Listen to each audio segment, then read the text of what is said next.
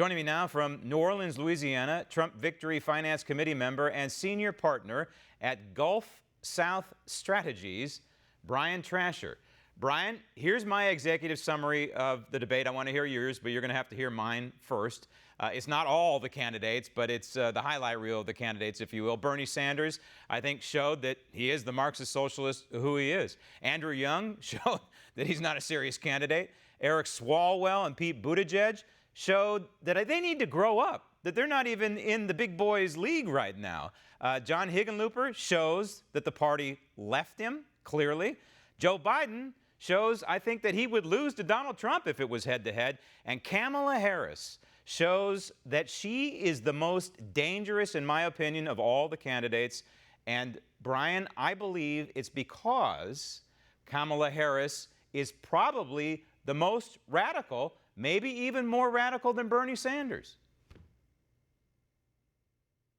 Well, first of all, thanks for having me on the show. I'm excited to be here. But yeah, I thought there were a lot of telling moments over the last two nights. First of all, the Democrat Party proved that they, 4 years ago, Bernie Sanders was kind of like the fringe left-wing candidate talking about socialism. His own party was trying to tell him to shut up. Now he's the mainstream in the Democrat Party. Everybody up there is preaching socialism. And it's like, will the real Bernie Sanders please stand up? The media is trying to create a horse race in the Democrat field, okay? They're trying to bring it down to Biden, Sanders, Harris, and Warren. They want to make sure there's at least two women in there and two men. We all know Bernie Sanders is going to end up with this nomination, but they want to make it a horse race to make it interesting. So it's just who can out-socialist each other. Poor Joe Biden.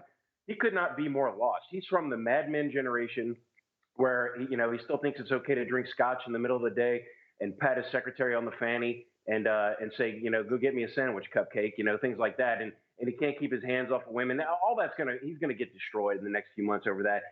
Kamala Harris, she's just angry. We all know how she got into politics. She was mistress to Willie Brown out in California. And she basically used that vehicle to get herself now to being a senator and running for president.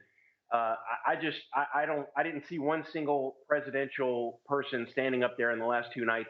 And frankly, everybody should be horrified that this is the best the Democrat Party has to offer in 2019. To me, Biden looked frail. He looks rather weak, at least against certainly the younger candidates standing up.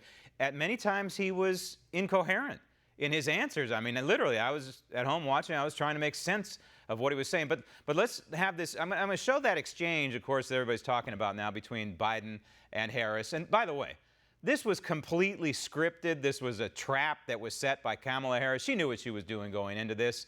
We have an edited version. Roll tape.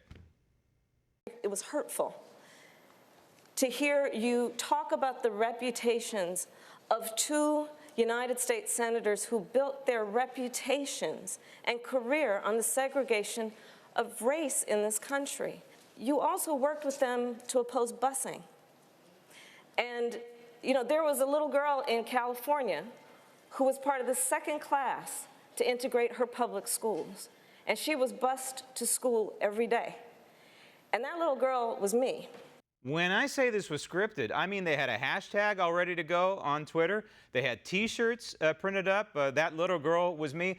What Joe Biden should have done, and he should have been ready for this, is very simple. His answer was very plausible, and that is that the federal government has no role in this, and he should have said to her something to the effect that little girl should have paid attention to the United States Constitution in class, should have listened in class to the Federalist Society that the framers of the Constitution set up for us, and if that little girl had paid attention, then she would understand that this is a state issue. Absolutely, and it just shows that she doesn't understand the difference between state and federal law.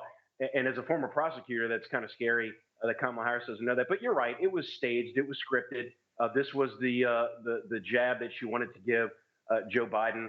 And look, frankly, I thought that for somebody to say come up with a hashtag like "that little girl was me," it's like, yeah, there was a little girl in California who wasn't very smart, wasn't very talented, so she became the mistress of a powerful politician, and she slept her way all the way to where she is now. Want to see more videos like this?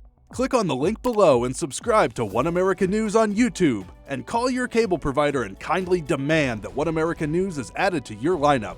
Call and subscribe today.